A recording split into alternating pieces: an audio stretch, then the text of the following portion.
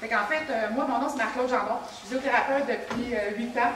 C'est M. Florent Rousseau qui m'a approché pour venir vous parler un peu quoi faire avant, pendant et après votre marche. On va parler d'alimentation, d'entraînement, la préparation, tout ça. En fait, moi, présentement, je travaille, je suis associée chez Physio-Action Plus, une clinique privée à Trois-Rivières. Ceux qui viennent à Trois-Rivières, si vous avez des questions, des renseignements, quoi que ce soit, je n'ai pas pour passer ou juste me téléphoner pour avoir des renseignements.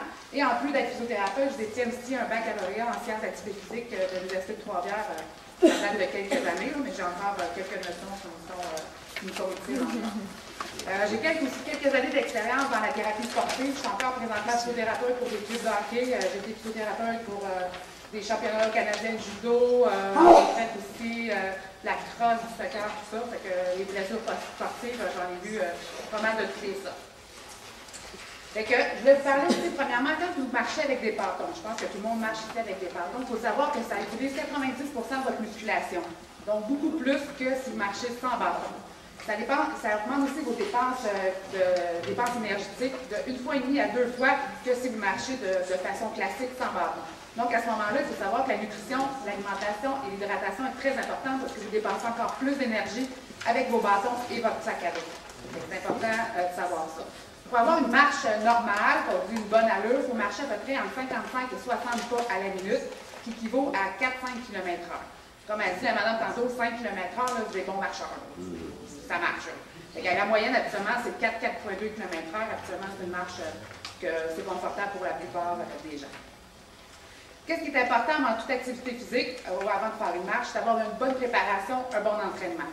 Vous partez dans pas longtemps, fait que j'espère que votre préparation, votre entraînement est déjà commencé. Parce qu'il faut y aller de façon progressive. Par exemple, vous devez marcher 20 à 30 minutes d'une façon confortable, augmenter votre temps de marche, augmenter les difficultés, l'intensité.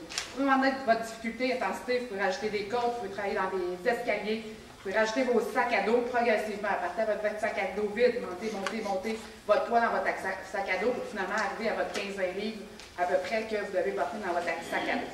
Vous pouvez aller de façon progressive et à tous les jours, idéalement, pour être capable de prendre le vide que vous allez avoir à faire durant votre pèlerinage. C'est ce qui est important.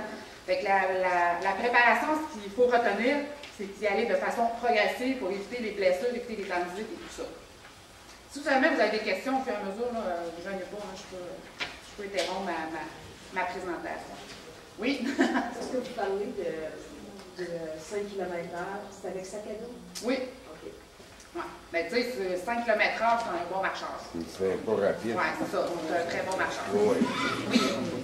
Tout à l'heure, tu disais que les bâtons, ça faisait augmenter ta dépense énergétique, mais il doit avoir un avantage d'avoir des bâtons. Qu'est-ce que c'est l'avantage? Oui, je vais revenir plus tard, je vais en parler un peu plus tard.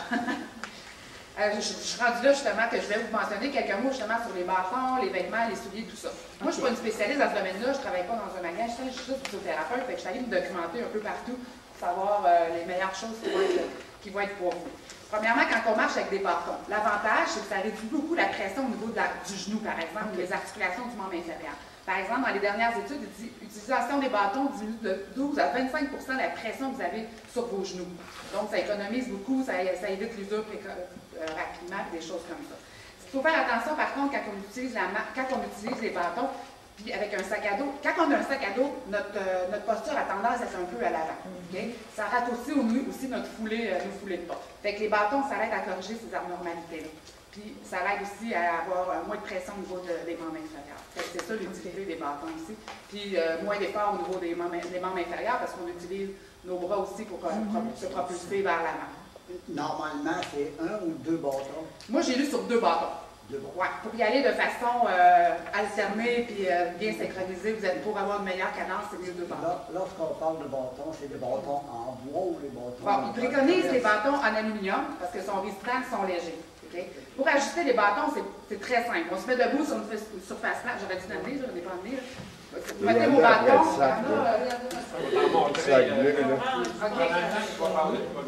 Mais vous mettez les coudes à 90 et vous agrippez les poignets. C'est cette hauteur-là que vous devez avoir vos bâtons. C'est sûr, quand on monte une côte, on doit diminuer la longueur des bâtons, puis quand on descend la côte et vous augmentez, c'est plus que quand vous faites de la randonnée en bois à ce moment-là. Mettez-vous à la hauteur à 90 90 avec vos poignées ici. Fait que ça, c'est l'ajustement idéal pour vos bâtons. Ce qu'ils disent aussi, là, on voit qu'on a des poignées en caoutchouc, hein? En caoutchouc. Ils s'en fait aussi en liège, qui sont moins résistantes. Sauf qu'en caoutchouc, par contre, c'est que l'humidité, elle reste au niveau de votre main. Fait que ça peut créer des ampoules, une irritation. Fait il se vend d'autres sortes de poignées aussi, mais souvent, ils sont en caoutchouc, c'est ça qui...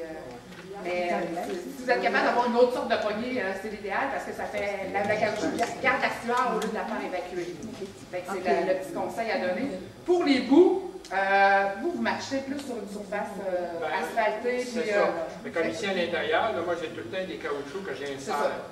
On les met dans notre poche, puis tout dépendant des surfaces, on les insère. Mais tu sais, des petits bouts comme ça pour l'asphalte ou le terrain un peu à gravier, c'est parfait, c'est l'idéal pour bien avoir une bonne grippe au niveau du sol. C'est ça. Puis eux autres, en plus, ils sont anti-choc. Ça veut dire qu'ils éliminent le stress là, dans le coude. Parce que chaque fois que tu mets sa tête, il prend une partie du choc. Juste un autre petit conseil, vous n'êtes pas obligé de les tenir super fort. C'est juste pour vous aider à marcher. Parce que plus vous tenez la création forte, plus qu'il y a une création au niveau des épicondylites qui peut se créer à la longue. Fait qu'habituellement, on rentre la poignée, le bracelet, puis on fait juste maintenir un peu la poignée, mais sans nécessairement les serrer. C'est pas votre outil de marche, là, mais c'est pas elle qui fait l'effort. C'est pas vos mains, c'est juste un appui, puis les jambes qui doivent travailler davantage. Il y avait une question, oui? La question, c'est pour monsieur. Le bout de caoutchouc que vous mettez, là, est-ce que c'est assez résistant? D'une part, là, pour toute la Oui, bien moi, je fais à peu près, mettons, sur une run, mettons, je pars 2 mois, il fait facilement les 800 km. Oui, OK. C'est très résistant. C'est assez résistant. Oui, c'est ça. Après, Marie-Claude, Florent va parler des équipements. Alors, retenez vos questions pour cette partie. Non, ben c'est correct.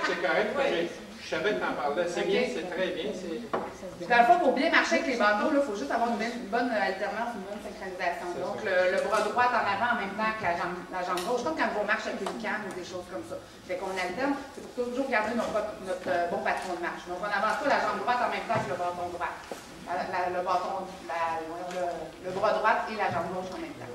Pour avoir un bon patron de marche. Oui.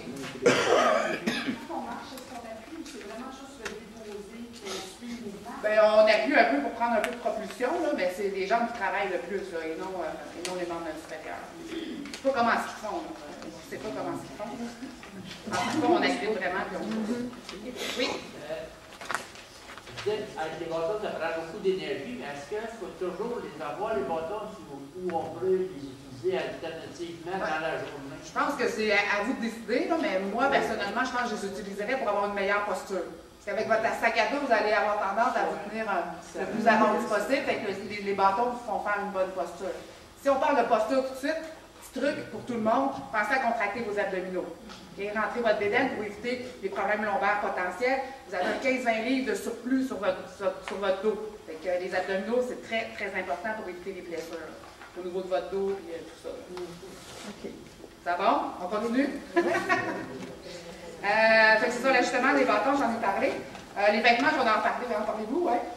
Non, OK. Les vêtements, Sur la liste déjà, les OK. fait Fait que je vais continuer ma présentation. Peut-être qu'il va y avoir des petites répétitions, là, mais... Fait que les vêtements, c'est important d'y aller de façon confortable et qui ne gêne pas vos mouvements. Ce qui est le plus important, c'est d'y aller avec multicouches. Mettre plus qu'une couche pour être capable d'absorber correctement la sueur, faire évaporer la sueur, mais aussi de vous acclimater à la température. Le matin, c'est pas la même température qu'à 11 h le matin ou à 3 h l'après-midi. Autre conseil pour les femmes, ben, les hommes aussi, ceux qui portent des camisoles. Faites très attention pour pas qu'il y ait une irritation qui se crée au niveau des sacs à dos, des ceintures, des sacs à dos. Habituellement, non, quand c'est bien ajusté, mais avec le marge des bras, ça peut créer. Fait que moi, je dis tout le temps, partez donc une camisole en dessous avec un petit t-shirt, puis évitez le coton. Parce que le coton absorbe l'humidité au lieu de faire évaporer la sueur. Fait que vous êtes mieux d'y aller avec des fibres synthétiques qui font respirer votre peau. Un peu plus cher, mais très, très essentiel. Les souliers, avoir des souliers confortables, souples, antidérapants, puis pas trop neufs. Okay? Je dis pas trop neufs parce que si les souliers ne sont pas cassés, comme on dit, ça peut vous créer beaucoup d'ampoules, ça peut vous créer beaucoup de blessures. Fait que portez vos souliers que vous avez utilisés avant la marche une couple de fois, même plusieurs fois lors de vos entraînements puis votre préparation avant d'aller marcher pour créer la friction sur tout ça. Bien sûr, regardez tout le temps en dessous de votre semelle. Si ça fait longtemps que vous avez vos souliers, virez-la, puis regardez votre semelle. S'il y a des ongles qui sont usés et qu'on ne voit plus les antidérapants, c'est peut-être temps de changer les souliers. Okay? Fait que là, vous partez dans un mois, fait que ça serait temps de regarder vos souliers, de prendre le temps de bien les casser pour bien vous préparer à avoir des bonnes chaussures pour marcher. Les sandales de marche, il y en a des bonnes sandales. Est-ce que tu recommandes? Ou moi, personnellement, je ne vous recommande pas beaucoup à cause de la friction.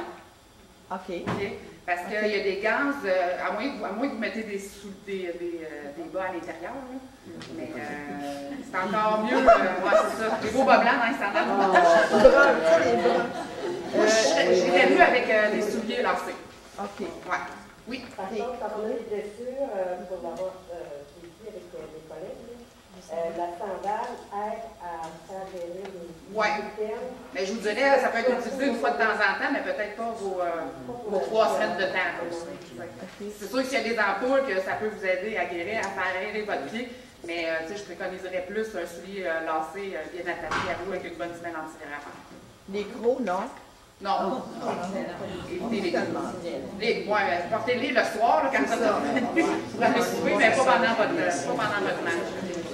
Puis, si on parle aussi des bas, des chaussettes, c'est important de ne pas trop les prendre en coton. Encore une fois, il se vend des bas qui laissent respirer la sueur. Ouais, des bas synthétiques, parce que le coton, ça absorbe la sueur. Fait que à chaque 2 heures, vous allez être obligé d'échanger parce que l'humidité va rester. Par contre, dans des fibres synthétiques, vous allez être capable de marcher un bon bout sans nécessairement pouvoir les changer. Puis en laine? Moi, c'est pas mauvais, mais mettez vos petites paires de bas en dessous. Okay? Tout le temps, essayez d'avoir 2 paires de bas pour éviter la friction.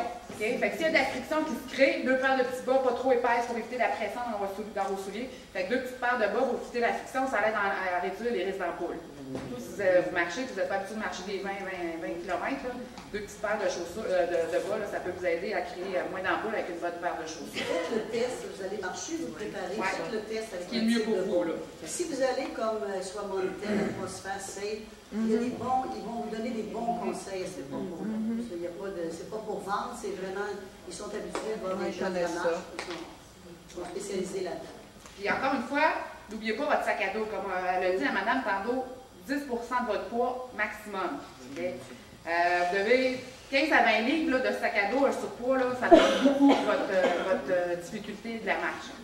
Fait qu'il faut prendre le temps de bien choisir votre sac à dos. Ce qui est important, c'est aussi de bien répartir le poids dans l'intérieur de votre sac à dos, pour pas tout avoir le poids à droite, à gauche, en haut, en bas. Fait que de bien répartir votre poids à l'intérieur de votre sac à dos et d'avoir des